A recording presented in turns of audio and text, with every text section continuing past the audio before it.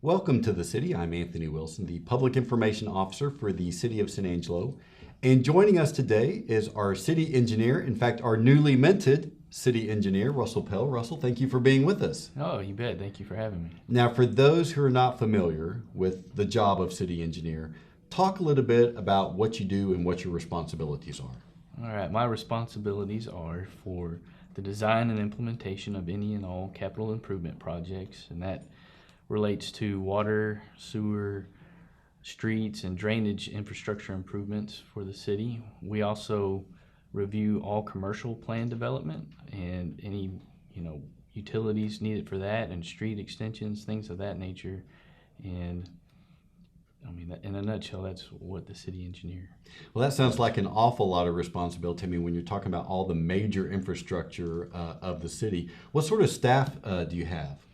Currently, we have 16 employees, and roughly 5 of those are engineers, and then we also have, drafting and surveying and inspections. And the inspections are probably one of the most critical, because they are kind of the eyes and ears of our department. They go out and inspect all of the infrastructure improvements and making sure that they get installed according to city standards and specifications.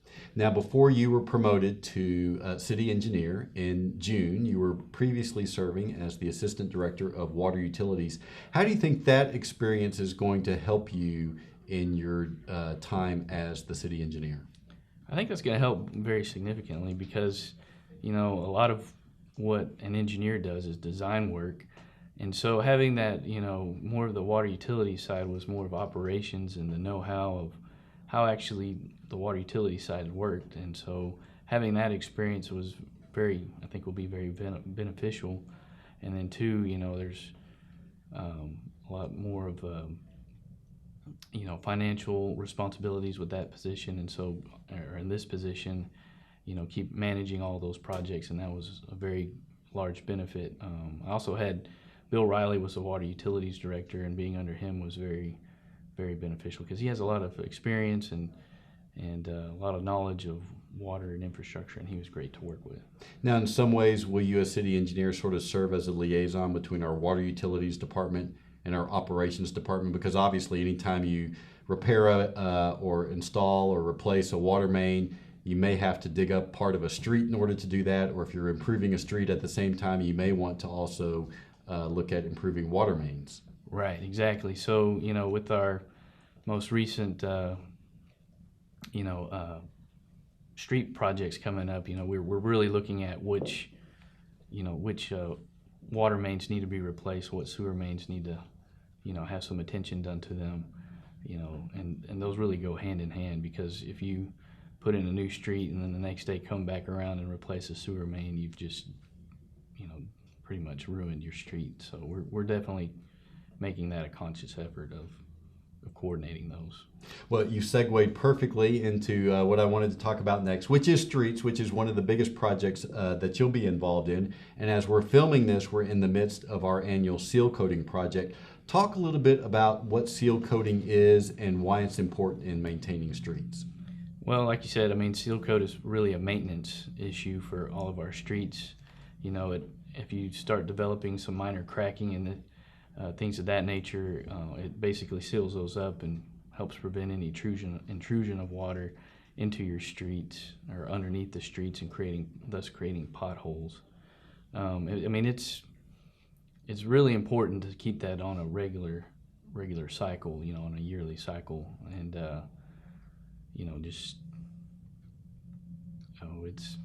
it's a good project. We have a large project going on right now. It's about a $3.2 million project, which is one of the largest seal coat projects we've done in the city. And it's coming along good so far. And you mentioned 3.2 million. That's about fivefold what was spent just as recently as 2012. The streets that are currently being seal coated, and we're on the first year of an 8-year cycle to maintain all city streets. How are the streets that are being treated this year? How were those selected and chosen? That's a good question. a lot of those were selected prior to my, position, or prior to me taking this position. But typically what we would prefer to do, and what we'll be doing more so in the future, is looking at, sectioning off the city into different sections, and that way we can focus on an area each year. It cuts down on mobilization costs. It cuts down on, just, having to move around for the city, having our contractors move around on the city. So that's what we'll be looking at in the future, is trying to look at more concentrated areas. But this year it's kind of spread out over the city, and I wasn't really involved with that process, but I mean it does have to do with the age of the street, and that's the primary focus on that. Some of our citizens have questioned why some streets such as Bell Street and 29th Street, which are obviously in need of repair, are not being seal coated. Why weren't they candidates for seal coating? They weren't candidates because they are in such bad shape that seal coating would not be effective at this point. Like I said, it's for minor cracking. There's large cracking and potholes on those streets, and those streets have foundation issues, where the base underneath them, or it's failing, and we need to just go back in there and dig up the entire street and the base underneath it, and just replace the entire street. So and two, what we're looking at with those, like I was saying before, is we're going to look at, since we're going to be tearing up the entire street, we're going to be looking at replacing the sewer mains and water mains underneath each of those streets as we go along. The City Council will soon be receiving a pretty exhaustive analysis of every city-maintained street in San Angelo, and it's going to be looking at the best way to improve that street, whether it's with maintenance, whether it's with mill or overlay, or reconstruction, as you just talked about. How important is that study going to be for improving streets in San Angelo? It's going to be very critical, because that's a good way to prioritize what does need to be seal coated, what needs to be what's called a mill and overlay, basically just tearing off the top layer and putting new asphalt down. It basically helps us determine how to better use our dollars, most effectively use our dollars. We don't want to tear up a complete street if all it needs is a seal coat, because obviously it's a lot cheaper to do the seal coat. That's more of a regular maintenance than a complete overhaul. Now, when we start to rebuild streets, I'm hopeful that our citizens are going to understand it's not a quick process. So I'd like you to sort of walk us through the timeline of what all is involved with doing a street reconstruction project. Yeah, with the street reconstruction project, it is a rather lengthy process. We basically have to start with the design.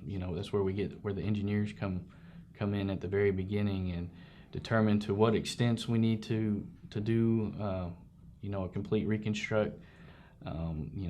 Tying in grades, and what I mean by that is elevations, so that we don't create additional drainage issues or alleviate some drainage issues.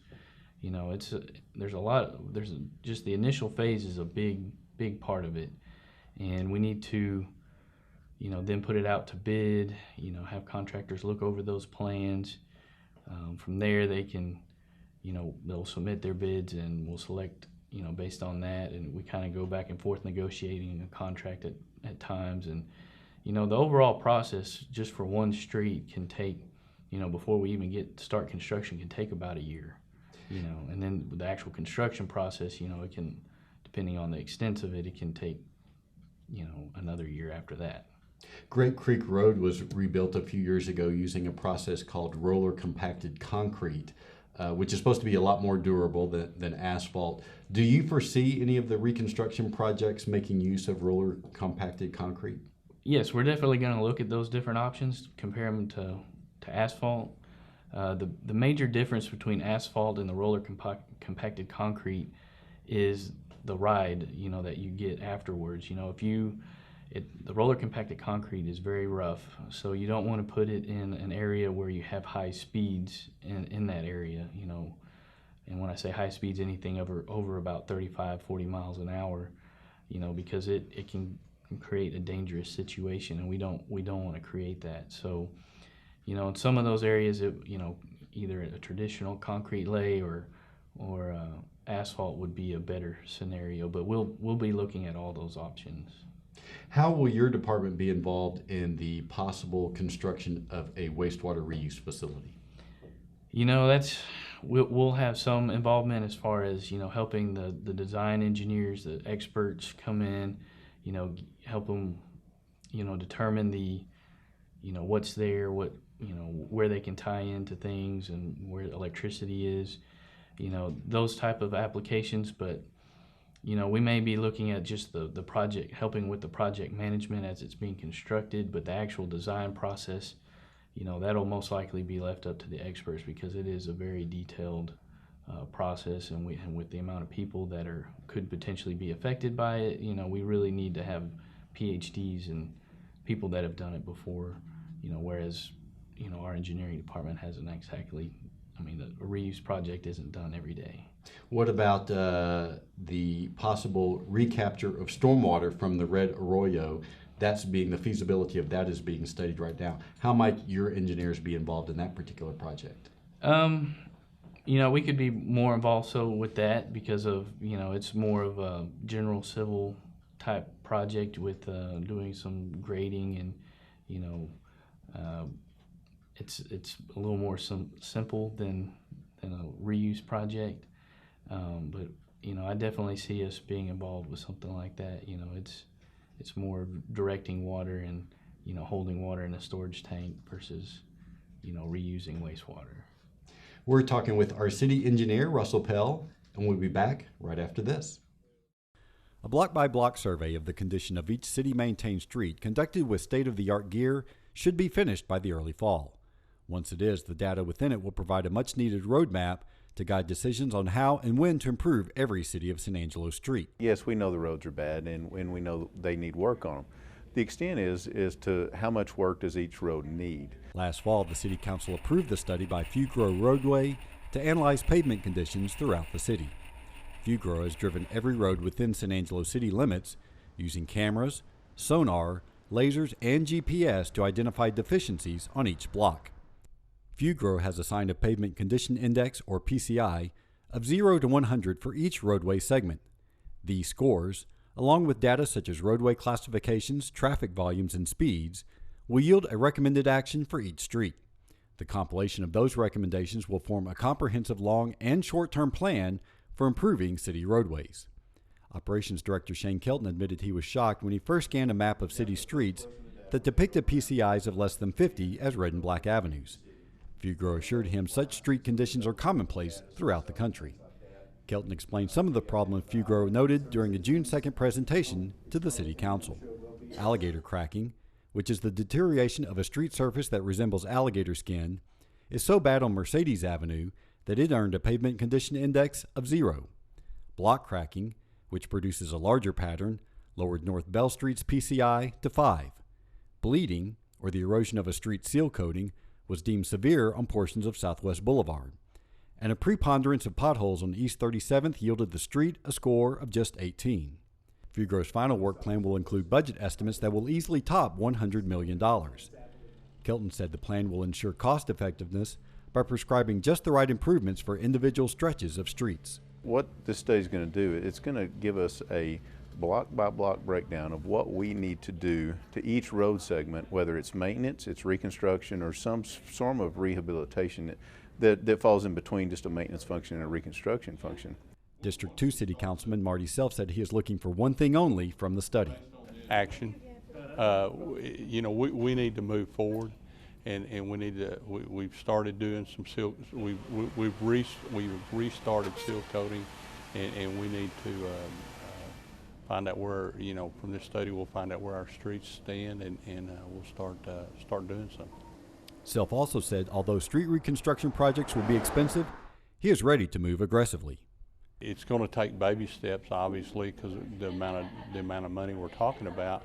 But I think we're going to have to be very aggressive and take some very strong looks at what money we have available and move forward. For SATV, I'm Anthony Wilson. Looking to provide a more comfortable and enjoyable experience, the San Angelo Animal Shelters plug technology into pet adoptions. When the shelter reopened August 17th following a week of improvements, Customers found the lobby equipped with 2 high-definition screens and a computer kiosk. The computer allows adopters to scan images of available dogs and cats. Once potential pet owners identify animals they are interested in meeting, the pets are brought from their kennels to a socialization room. What we wanted to do was make sure it was going to be a fit, a better fit. We found in the kennel with the noise and the smells, it could have been a rushed event. And we don't want to rush anybody into an adoption. We want to make sure that they understand it's an 8 to 10 year commitment, 12-year commitment, and we want to make it as comfortable for the citizen as possible. For those waiting to use the kiosk, one of the screens will display animals available for adoption. For pet owners looking for a lost dog or cat, the other screen will feature strays.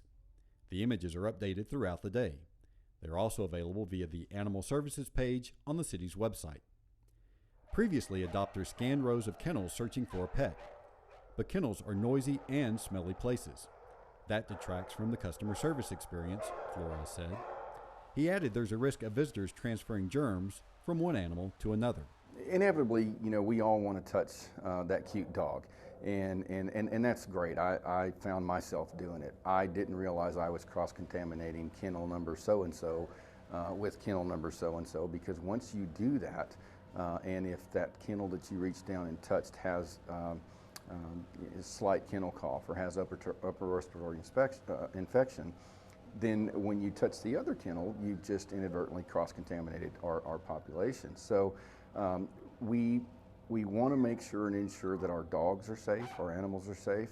Flores noted that kiosk and digital images are used successfully by other municipal shelters and by pet stores and breeders. Most successful kennels or shelters within our state of Texas do have technology, and they utilize it to benefit the animal and the citizen. It's going to be something to get a little used to around here, but thus far it's been very positive. Other improvements made during the week-long shutdown of the shelter included a thorough disinfecting of the facility, plumbing repairs, air filtration upgrades, and continuing education for staff. The next major initiative for animal services will be the presentation of a spay-neuter ordinance at the City Council's September 15th meeting. Flores said he plans on reprioritizing his 4 animal control officers' responsibilities so they can more proactively investigate reports of animal cruelty, illegal breeding, and, if the ordinance passes, unaltered dogs and cats. For SATV, I'm Anthony Wilson. San Angelo's water rates will be increasing. On that, the City Council and the Water Advisory Board agree. The groups met jointly August 18th to discuss options for returning San Angelo's water utility to financial sustainability. The goals of a rate review conducted by water rate consultant Raftelis Financial Group are threefold. 1. Rates must be adjusted to return the utility to financial sustainability. While most of the cost of operating a water utility are fixed, revenue has plummeted as a historic drought has necessarily led to a more conservation-conscious water customer. 2. The utility must generate adequate revenue to meaningfully reinvest in its infrastructure. This includes replacing rusting water mains. And 3. The utility must be able to finance water supply projects, such as a proposed $130 million effort to treat wastewater back to drinking standards.